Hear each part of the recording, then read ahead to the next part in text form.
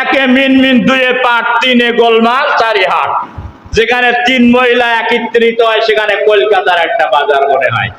ওরা যে দুনিয়ার কত খবর ওখানেই ফ্ল্যাশ করবে, যা পত্রিকায় সাংবাদিকেরা পারে না, ইত্তেফাকে পারবে না, সংগ্রামে পারবে না, ডেইলি স্টারে পারবে না, নয়া দিগন্তে পারবে না, টেলিভিশনে যাব প্রচার করে পারবে না, তা মহিলারা পারে মুহূর্তের ভিতরে।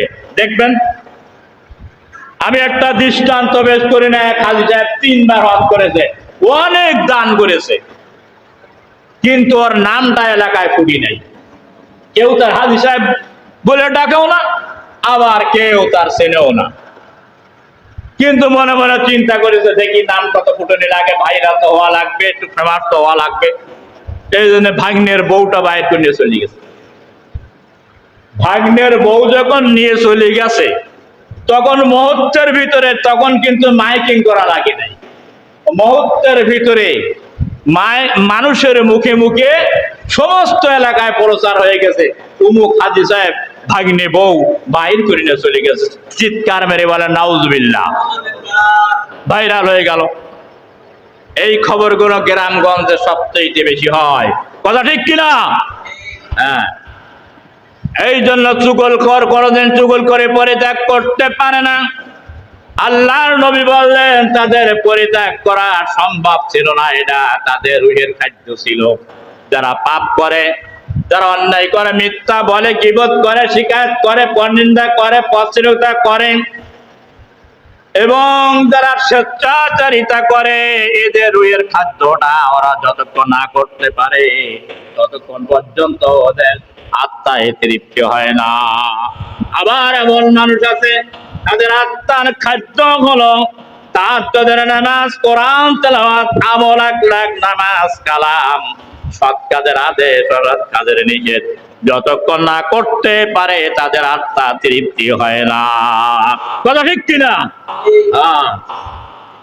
ভাইরা আমার, 1 নম্বর চুগলখড়ির কারণে কবরের শাস্তি বেশি হবে। 2 নম্বর হচ্ছে ফি কাবীরিল বালা, বাল শব্দের অর্থ হলো প্রসাব। দেখেন না, বুড়া খাটাস, বুড়া হয়ে গেছে, দাড়ি পেকে গেছে, রাস্তার ধারে প্রসাব করতে বসলো, কুলুপ লাগলো না, পানি লাগলো না, 2-4টে নাড়া দিয়ে উঠে গেল। এখন প্রসাবের গায়ে লাগবে না লাগবে না বলেন? এটা হচ্ছে প্রসাবের অঙ্গটা এমন একটা জিনিস, বেঁকা বেঁকা কতগুলো শিরা আছে, ওই শিরা দিয়ে আস্তে আস্তে ধীরে ধীরে পানিগুলো বাইর হয়। এই জন্য শরীয়তের মাসালায় বলা হয়েছে কমপক্ষে 25 উপরে 40 কদম পর্যন্ত হাঁটতে হবে, তাহলে প্রস্রাবটা ক্লিয়ার হয়ে আসবে, আর পরে আর বাইর হবে না। এরপরে কুলুপ ব্যবহার করলে পানি নেওয়াটাই মুস্তাহাব, পানি যদি কেউ নেয়। আর কেউ কুলুপ, এমন মুসলমান আছে কুলুপও ব্যবহার করে না, পানিও ব্যবহার করে না। তোর শরীর পাক হলো কিনা, কথা বলেন? এই শ্রেণীর মানুষের কবরে সবচেয়ে বেশি আযাব হবে নাপাক থাকার কারণে। হাদিসটার ব্যাখ্যার ভিতরে বলা হয়েছে একজন সাহাবী ছাগল পালতেন, তার কবরে ভীষণ শাস্তি হচ্ছিল। হযরতে মুআয ইবনে জাবাল, যার জানাজাতে 70,000 ফেরেশতা আসমান থেকে শহীদ হয়েছিল, চিৎকার মেরে বলেন সুবহানাল্লাহ। যে যার জানাজায় 70,000 ফেরেশতা শামিল হয়, তার কবরে কি আযাব হওয়ার কথা নাকি, কথা বলেন? বন্ধুরা আমার, ভাইয়েরা আমার, তুমি মনে করো না আমি সলিমুদ্দিন এমন 2-4 ওয়াক্ত নামাজ আদায় করেছে, ইমানদার এবং মুত্তাকিন হয়ে গেছে, অত সস্তা না। এত বড় একজন সাহাবী 70,000 ফেরেশতা জানাজায় শরীক হওয়ার পরে কবরে আযাব হচ্ছে। হাদিসের ব্যাখ্যায় আসছে যিনি ছাগল পালতেন, ছাগল গায়ে যখন প্রস্রাবের ছিটা ফোঁটা লাগতো ছাগলের, তখন উনি গুরুত্ব মনে করতেন না। এটাই এর কারণে কঠিন শাস্তি কবরে তার হচ্ছে। দুইটা কারণে শাস্তি হবে, একটা চুগলখড়ি আর একটা হলো অপবিত্রতা থাকার কারণে। শুধু প্রস্রাব নাই, অনেকে আছে এখনো পর্যন্ত বুড়া হয়ে গেছে, ফরজ গোসল করে না। ফরজ গোসল না করে যদি প্রত্যেকটা কদমে কদমে আল্লাহর লানত হবে। চিৎকার মেরে বলে নাউজুবিল্লাহ। কবরের সবচেয়ে বেশি শাস্তি হবে যারা ফরজ গোসল করে না। একটা ঘটনা আছে এই প্রসঙ্গে, এখন বলবো না সময় স্বল্পতার কারণে। ফরজ গোসল করবেন, বুড়ো হন আর জন হন, শীতকে উপেক্ষা করে গোসল করবেন আল্লাহর বান্দারা। এরপরে 3 নম্বর আসেন। 3 নম্বর হচ্ছে অহংকার। অহংকার হলো পতনের মূল। কথাই বলেন কোরআনে কারীম সূরাতুল হুমাজার ১৫ নম্বর আয়াতে আল্লাহ পাক বলেছেন, আইলুল লিকুল্লি হুমাজাতিল লুমাজা। সেই সব লোকের জন্য হলো ধ্বংস অনবীর্য, অবধারিত,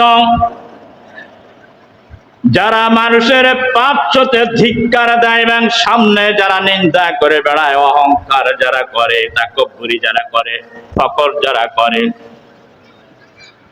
এটা হচ্ছে সবচেয়ে একটা মারাত্মক রোগ। যারা তাকাব্বুরি করে, অহংকার করে, মানুষের পিছিয়ে নিন্দা করে বেড়ায় আর সামনে আসলে ধিক্কার দেয়, খিন্দিরির মতন হুক করে ঠেলে ওঠে। ভালো কথাও বোঝে না, মন্দ কথা বোঝে না। খিন্দিরির ডাক শুনেছেন? কি কয়? কথা বলে না কেন? ভালো বোঝে না, সত্য বোঝে না, মিথ্যাও বোঝে না, ঠেলে উঠতে ওঠে। এটা হলো খিন্দির মার্কা মুসলমান। সুতরাং আল্লাহ পাক বলছেন, এই যে অহংকারী, এদেরকে আল্লাহ কখনোই ভালোবাসে না। হযরতে লোকমান হাকিম, যার নামটা, তিনি একজন নবীও ছিলেন না, আল্লাহর একজন এমন আবদাল ছিলেন। কোরআনে কারীম সূরাতুল লোকমান 18 নম্বর আয়াত, ওয়ালা তুসাইর খাদ্দাকা লিন্নাসি ওয়ালা তামশি ফিল আরদি মারহা ইন্নাল্লাহা লা ইউহিব্বু মান কানা মুখতালান ফাখুরা। লোকমান হাকিম তার সন্তানকে উপদেশ দিচ্ছেন কোরআনে কারীমের সূরা লোকমানের 18 নম্বর আয়াত। কি বলছেন? হে বৎস, অহংকার বশত কাউকে তুমি অবজ্ঞা করো না এবং পৃথিবীতে ঊর্ধ্বত ভাবে বিচারণ করো না, অহংকারের সঙ্গে পা ফেলো না। নিঃসন্দেহে আল্লাহ রাব্বুল আলামিন উদ্ধত অহংকারীকে তিনি পছন্দ করেন না এবং আল্লাহ তাআলা তাকে ভালোবাসেন না।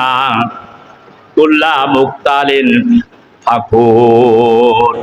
সন্তানকে ওসিয়ত করছে, কারোর সঙ্গে অবজ্ঞা করবে না, কথা বলার সময় মুখটা ভারী করে রাখবে না। ইসলামের বিধান হচ্ছে তুমি মানুষের সঙ্গে যখন কথা বলবে, হাসি মুখে কথা বলো, একটা সৎকার সওয়াব তোমার আমলনামায় লেখা হবে। তুমি মনে করবে আমরা অনেক জায়গায় সালাম দেই, ও মনে করে আমি একজন বড় মোত্তাকিন বড়দার, সালাম দেয়, তখন উত্তরটা ভালো করে দিতে পারে না। আবার যখন তার ঊর্ধ্বতন কেউ থাকে, সালাম দেয়, তখন সালাম আলাইকুম, সালাম আলাইকুম, সালামটা